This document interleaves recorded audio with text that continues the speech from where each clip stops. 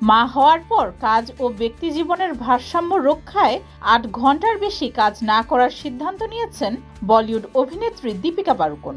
Spirit সিনেমায় এই শর্ত মানতে নারাজ হওয়ায় ছবির পরিচালক বাদ দেন দীপিকাকে। এ নিয়ে ইন্ডাস্ট্রিতে কম বেশি অনেক তোলপাড় হয়েছে। দীপিকা হাসি মুখে সিদ্ধান্তটি গ্রহণ করেন।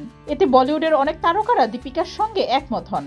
তবে এর বিপরীত হতে দেখা যায় দক্ষিণী নায়িকা রাশমিকা মান্দানাকে। সম্প্রতি এক সাক্ষাৎকারে দীপিকাকে খোঁচা দিয়ে কথা বলেন রাশমিকা। তিনি দাবি করেন ৮ ঘন্টা কেন, সিনেমার স্বার্থে ১২ ঘন্টাও কাজ করা যায়। You can start 9 to 9 but actually carries on। Rashmika বলেন, আমি অনেক ইন্ডাস্ট্রিতে কাজ করেছি, তেলেগু, কন্নড়, তামিল।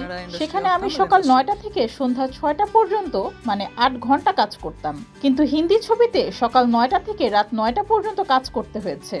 আমি তাও করেছি, মনে হয় যেন ১২ ঘন্টা না, টানা ৩৬ ঘন্টা ধরে কাজ করে চলেছি। In Hindi, I've realized it's a 9 to 9। রাশমিকার এমন মন্তব্যে দীপিকা ভক্তরা বলছেন, রাশমিকার তো বিয়েই হয়নি, তিনি মাও হননি, তাহলে তিনি কিভাবে বুঝবেন সন্তান রেখে কিভাবে কাজের ভারসাম্য রক্ষা করতে হয়। তবে রাশমিকার এমন মন্তব্যের পর কোনো জবাব দেননি দীপিকা পাড়ুকোন। বর্তমানে তিনি মাতৃত্ব ভালোই উপভোগ করছেন। ডেস্ক রিপোর্ট, যুগের চিন্তা। In Hindi, I've realized it's a 9 to 9।